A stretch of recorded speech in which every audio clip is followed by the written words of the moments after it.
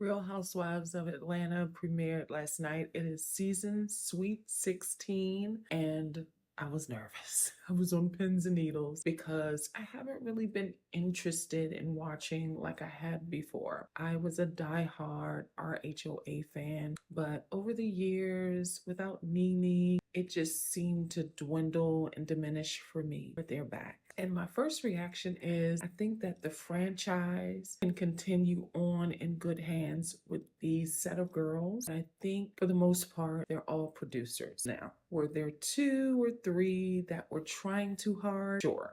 Of course, they're going to try hard because they want to make a good impression and they want to build their fan base. So I get it. There are going to be some enemies made and some territory marked, and I'm on board. I thought the way they went out with Kenya that I wasn't going to be interested because it really was her show. They're targeting a different subset of fans for the show, and I think it's going to work. They were trending #2 on Twitter. They're all over social media. So we're in for a good season. Now, Kenya is a lethal shade thrower. He's one of the queens of shade. There isn't one on the show without her. Phaedra's coming, but we're talking about episodes down the line. So that was obviously missing.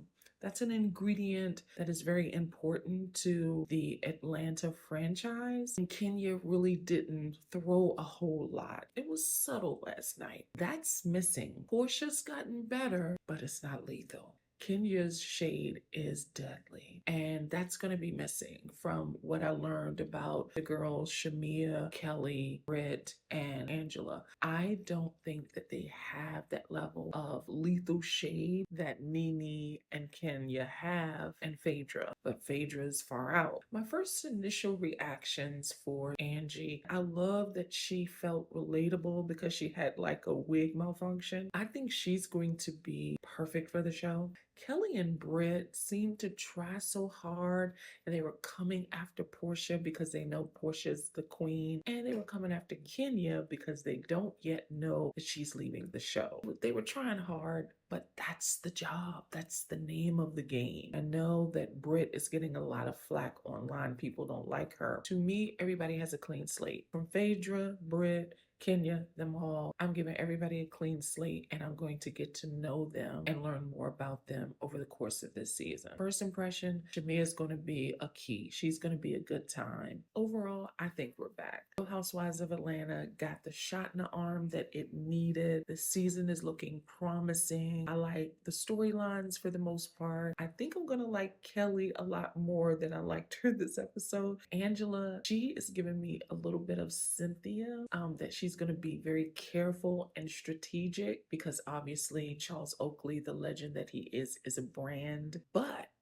if she cuts up, it could be Nene and Greg all over again. Now, Britt has this big storyline where she falls out with Kenya. She's trying too hard. She's given me Omarosa. She'll take anybody down. That's a role that is necessary in some of these Housewives franchises. So I'm not mad at her. Like I said, everybody gets a clean slate. I'm looking forward to the season. It was over for me. Like, I was over Real Housewives of Atlanta, which is sad because low-key, it's the best, right? But I think we're back. One of the best things about Real Housewives of Atlanta is the score. And if the Emmys ever add a score category, Real Housewives of Atlanta, truly original, they're getting a nomination because how they like transition the music for certain cast members and like just certain scenes is just so hilarious to me. The score has me dying laughing every time. You know, a lot of it is spoofed on TikTok too, but truly original. Their score is just unmatched. They would get an Emmy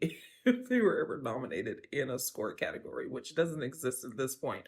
But if it ever did, they'd be the one to nominate and they'd win. The score is so funny, especially when Porsha comes late to Shamea's birthday party, just coming in late, celebrating even though she is late to the party. I think Shamea needs to get with Kenya and learn some really good shade. Her shade was there, but she wants to throw like nice shade.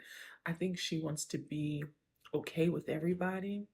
and that's not sustainable. Another thing was the full length confessionals. Dubai started doing it first. Don't quote me though. I like that they do that, and I like the backdrops that they use. A really nice touch to this franchise. Overall, I think it was a key. I'm looking forward to the rest of the season. Everybody has a clean slate with me. I'm excited to watch every Sunday now. It died out for me. I'm glad we're back. Are you excited about the Sweet 16 season of Real Housewives of Atlanta? Or are you too checked out to even be invested at this point?